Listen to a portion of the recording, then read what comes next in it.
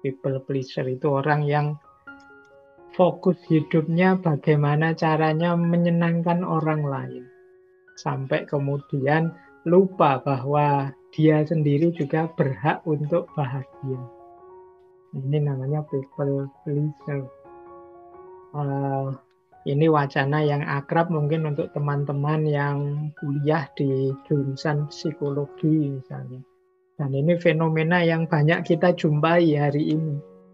Kelompok people pleaser ini, apalagi hari ini kan kita hidup di medsos yang logikanya adalah logika viral atau tidak viral. Logika medsos itu kan semakin banyak orang like, memfollow, mensukai kita, itu semakin kita merasa senang. Akhirnya fokus kita hanya gimana caranya orang senang padaku. Nah, nanti dalam banyak momen kita kadang-kadang tak sadar kita jadi orang yang berkarakter people pleaserin. Kita ingin menyenangkan orang lain terus sampai lupa bahwa kita juga berhak loh untuk senang. Nah, jadi people pleaser ini kalau didefinisikan di buku-buku ya antara lain definisinya seperti itu. Orang-orang yang selalu ingin menyenangkan orang lain, menjadikan orang lain sebagai tujuan atau pusat hidupnya, sehingga bahkan mengorbankan kebahagiaan, kenyamanannya sendiri untuk orang lain. Bahkan ada yang sampai menganggap dirinya sendiri bukan prioritas. Prioritas utama ya gimana caranya orang itu senang padaku. Mereka menganggap nilai dirinya terletak pada pandangan baik orang lain terhadap dirinya. Nah, ini nanti penjelasannya harus hati-hati karena selama ini teman-teman kan sering diceramahi, sering diminta untuk peduli sesama. Jadi, nah, people pleaser ini tidak sama persis dengan peduli sesama tadi. Tapi people pleaser ini orang yang menggadaikan kebebasannya, orang yang memasrahkan eksistensi kesejatian dirinya kepada orang lain.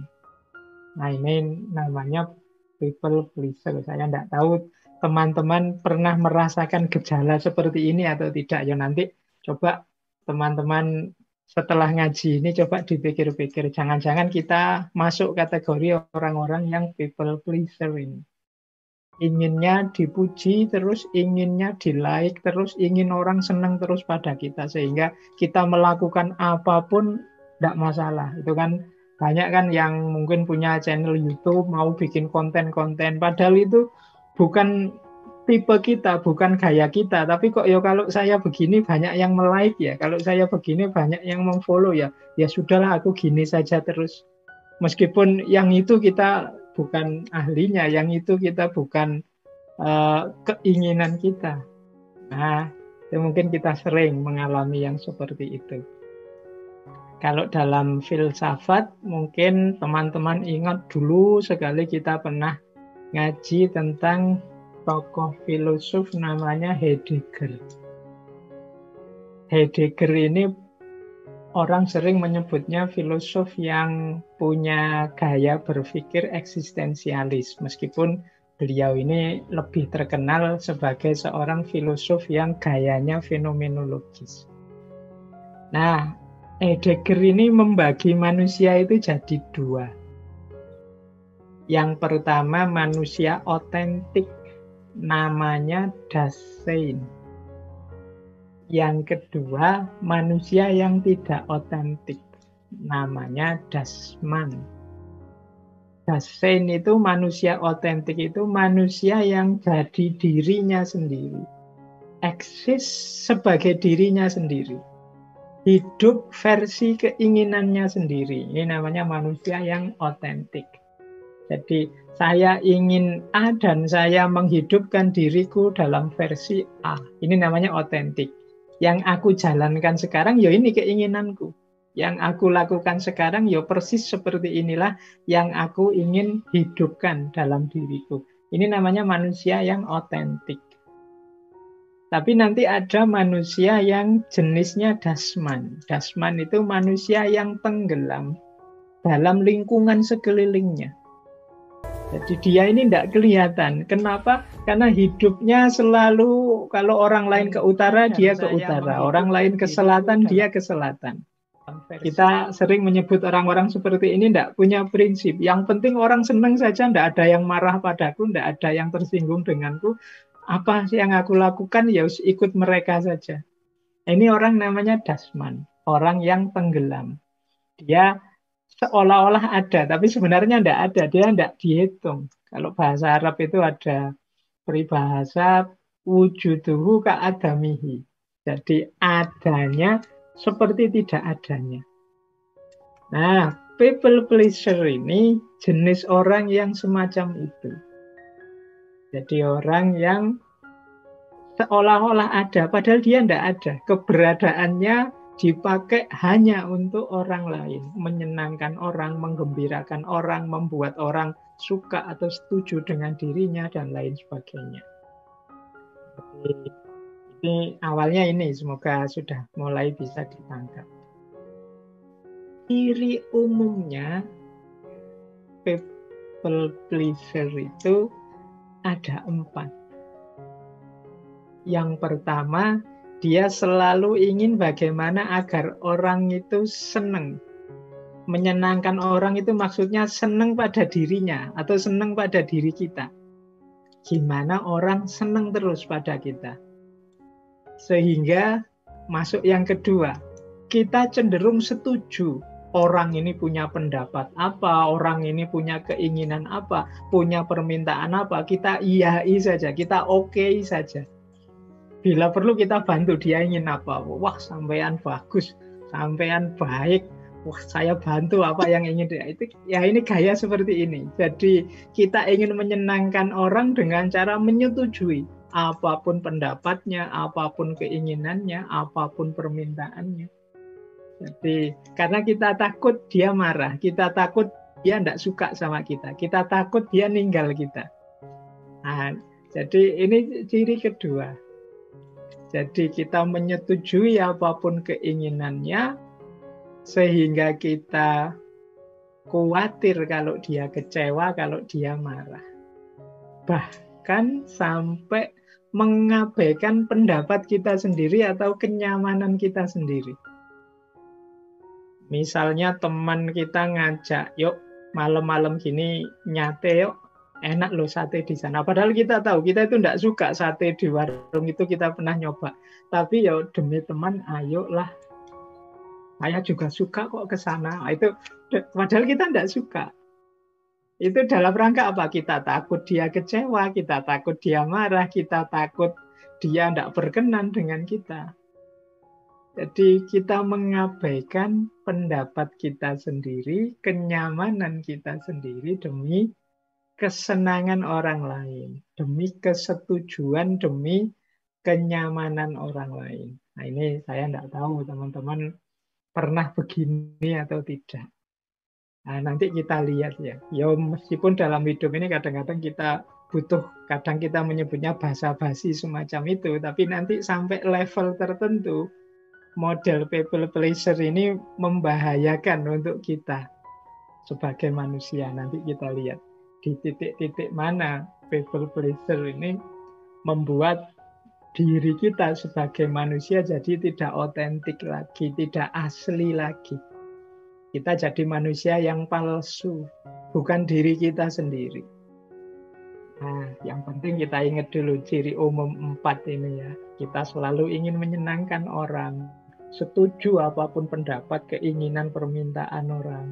Khawatir kalau orang itu nanti kecewa, marah sama kita, sampai kita mengabaikan pendapat kita sendiri, kebenaran kita sendiri, kenyamanan kita sendiri.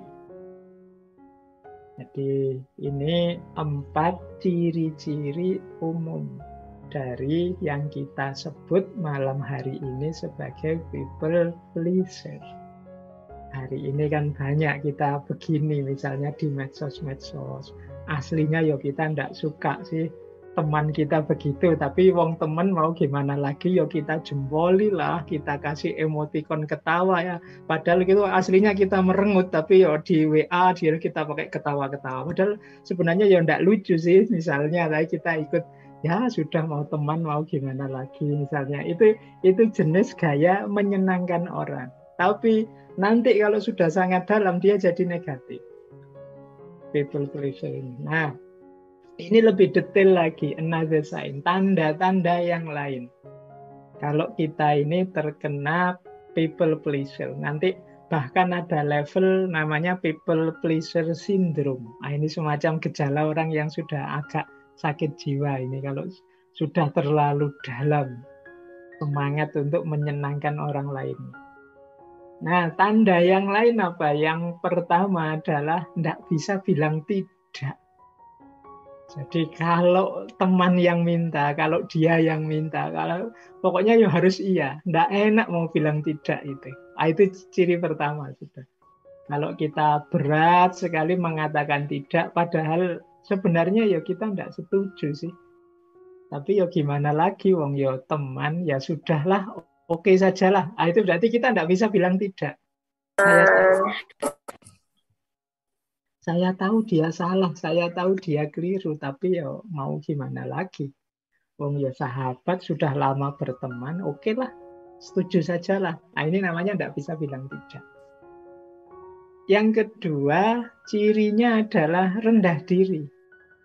Nah, ini biasanya di tengah kelompok kita, mungkin isinya orang-orang yang menurut kita pinter-pinter lah, ahli-ahli lah, jago-jago lah, entah dalam bidang apa. Dan kita merasa kita ini yang paling kecil di situ. Kita ini yang paling tidak punya kemampuan apa-apa. Kita ini yang tidak punya keistimewaan apa-apa. Ya sudahlah, monggo saja yang pinter-pinter yang memutuskan. Saya manut saja. Nah, kita kan sering begini. Silahkan saja yang ahli-ahli sana memutuskan, saya tak ikut saja. Nah, kita sering begini. Ini hati-hati, kalau tidak hati-hati kita jatuh pada people pleaser ini. Ada nada kita tidak percaya diri. Kita merendahkan diri kita sendiri. Padahal mungkin ya kita punya pikiran-pikiran bagus loh. Mungkin pendapat kita mungkin bisa jadi alternatif loh. Tapi kita merasa tidak mampu. Kita merasa tidak bisa. Pokoknya saya ikut sajalah, diputuskan apa. Ah, ini people pleaser. Kadang-kadang kalau dua orang yang sama-sama punya mental people pleaser ketemu, itu tidak putus-putus masalah itu. Jadi kalau sedang rapat atau sedang diskusi, enaknya gimana? Wah, saya ikut sajalah. Ah, saya juga ikut saja, monggo, enaknya gimana? Ah, saya juga ikut saja. Akhirnya tidak jalan-jalan. Diajak makan yang satu terserah saja mau makan di mana, yang satu juga begitu, ya saya juga terserah lah, monggo enaknya di mana. Ah, silahkan yang memutuskan. Anda bapak saja, enggak jalan. Semuanya ingin menyenangkan temannya.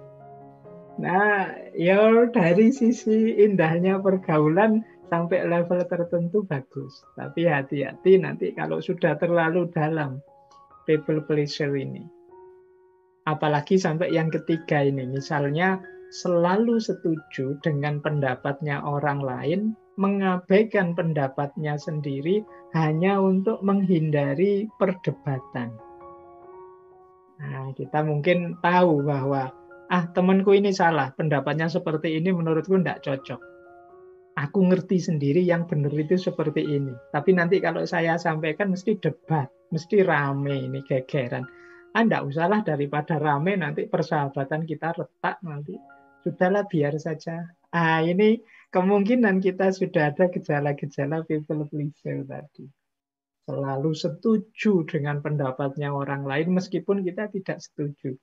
Padahal mungkin kalau kita sampaikan pendapat kita, bisa jadi teman kita juga bisa berpikir dua kali tentang pandangannya yang kita anggap keliru. Tapi karena kita diam saja, ya akhirnya tidak ada perubahan apa-apa. Ya benar sih, tidak ada perdebatan, tidak ada permusuhan, tapi yang salah tetap salah, yang keliru, keliru terus. Nah, ini tanda yang ketiga. Jadi semoga kita mulai hari ini agak waspada agar tidak jatuh pada sindrom people pleaser ini. Terus merasa bertanggung jawab terhadap perasaannya orang lain. Jadi kita itu merasa bersalah sekali kalau orang misalnya ya tersinggung dengan kita. Wah, saya menyinggung perasaannya, ndak enak ini. Padahal mungkin teman kita saja yang agak terlalu sensitif. Nah, perasaan-perasaan rasa ndak enak terus di hadapan teman itu another sign. Jadi ciri-ciri, tanda-tanda kemungkinan kita punya karakter people pleaser ini. Kita merasa bertanggung jawab terus terhadap kondisi, perasaan teman-teman, orang-orang di sekeliling kita. Kemudian minta maaf untuk hal-hal yang sebenarnya nggak usah minta maaf, nggak apa-apa. Tapi kita akan terbiasa, saya nggak tahu ya, mungkin orang timur ya, apa-apa itu saya minta maaf ya karena harus bertanya ini. Loh, bertanya saja, nggak apa-apa, silahkan bertanya. Belum jelas mau apa kok sudah minta maaf. Kadang-kadang untuk sesuatu yang memang tugas kita misalnya, itu kita minta maaf. Yang memang kewajiban kita, itu kita minta maaf. Apa saja kita minta maaf. Ini hubungannya dengan rasa bertanggung jawab atas perasaan orang lain tadi. Akhirnya kita banyak sekali minta maaf, termasuk untuk hal-hal yang seharusnya ya kalau untuk yang seperti itu tidak perlu minta maaf. Wong itu memang kewajiban kita, wong itu memang yang harus kita jalankan begitu. Nah, kalau kita terdorong untuk terus merasa bersalah, ingin minta maaf terus karena khawatir teman kita tidak enak hati, ayo introspeksi, jangan-jangan kita sudah punya kena sindrom ini, kena sindrom people pleaser. Kemudian sering menyalahkan diri sendiri. Kalau ada apa saja yang disalahkan aku, wah ini mesti gara-gara aku ini tadi. Aku kurang bisa menjaga ini, kurang bisa menjaga mulut, kurang bisa menjaga tindakan. Ini mesti salahku. Kalau ada kasus, kalau ada peristiwa apa, selalu yang disalahkan dirinya sendiri. Ini kan people pleaser. Jelas-jelas mungkin yang salah temannya, misalnya temannya pembohong, berkhianat. Itu kadang kita ya, wah mungkin salahku ya, tidak bisa membuat temanku jujur, akhirnya dia jadi bohong. Itu jadi yang bohong sana, yang kita salahkan diri kita sendiri. Mungkin aku tidak bisa nuntun dia, mungkin aku. Nah ini tanda-tanda mungkin kita terkena people pleaser ini. Kemudian tidak banyak waktu untuk diri sendiri. Tidak punya banyak waktu luang untuk diri kita sendiri. Ya, ini kemungkinan karena kita sibuknya mikir perasaan orang lain. Kita sibuk berpikir bagaimana orang menanggapi aku. Aku ini sudah cocok apa tidak di depan dia, di depan mereka. Ini membuat kita kehabisan waktu untuk diri kita sendiri. Ciri selanjutnya, kita membutuhkan pujian. Kita merasa lega kalau kemudian teman kita, wah kamu ini orang membantu sekali dalam hal ini. Wah, aku bangga sekali punya teman seperti kamu. Aku senang sekali. Nah, kita menunggu-nunggu ini sebenarnya sejak tadi. Pengakuan bahwa kita itu berharga di depan dia, di depan mereka. So, yang kita orientasikan dalam hidup kita itu ya pengakuan ini tadi. Pengakuan, pujian dari orang lain kepada diri kita. Kemudian ada lagi sign-nya, tanda-tanda yang lain, yaitu kita tidak mengakui perasaan kita sendiri. Kita abaikan. Jadi karena kita anggap tidak penting. Aku sedih, tidak masalah. Aku tersakiti, tidak masalah. Aku tersinggung, tidak masalah. Asal orang lain suka padaku. Nah ini tanda-tanda kita sudah terkena sindrom people pleaser tadi. Tidak ngakui, mengabaikan perasaan sendiri. Kemudian siap pokoknya membantu apapun untuk teman. Tapi dia sungkan. Sungkan itu bahasa Jawa, bahasa Indonesianya apa ya? Dia tidak enak, dia segan kalau mau dibantu orang. Dia khawatir merepotkan, dia khawatir menyusahkan orang. Karena nanti khawatir temannya menilai bahwa wah sampean ini sering merepotkan, sering menyusahkan, khawatir dapat klaim itu. Sehingga dia kalau mau dibantu, itu dia merasa segan, merasa sungkan. Kalau bisa, yo aku saja yang bantu terus, biar aku positif terus di depan mereka. Dan yang selanjutnya, mungkin jadi tanda-tanda seorang people pleaser itu selalu ingin menghindari konflik. Jadi kalau bisa nyaman terus, rukun terus dengan sesama, meskipun saya harus berkorban perasaan, berkorban waktu untuk diriku sendiri, meskipun saya harus selalu setuju dan menghindari perdebatan, tidak masalah, yang penting tidak ada konflik, aku tetap diakui dan dihargai di tengah masyarakat, di tengah lingkunganku. Nah, inilah antara lain tanda-tanda bahwa kita ini punya gejala people pleaser. Baik, ini silahkan teman-teman ambil nafas sebentar, dibayangkan dirinya masing-masing apakah punya gejala-gejala tadi. Semoga tidak parah kalau ada, karena nanti kalau sangat dalam, sangat parah, mungkin malah butuh psikiater. Ini kalau dalam ilmu jiwa termasuk gangguan jiwa, termasuk disorder.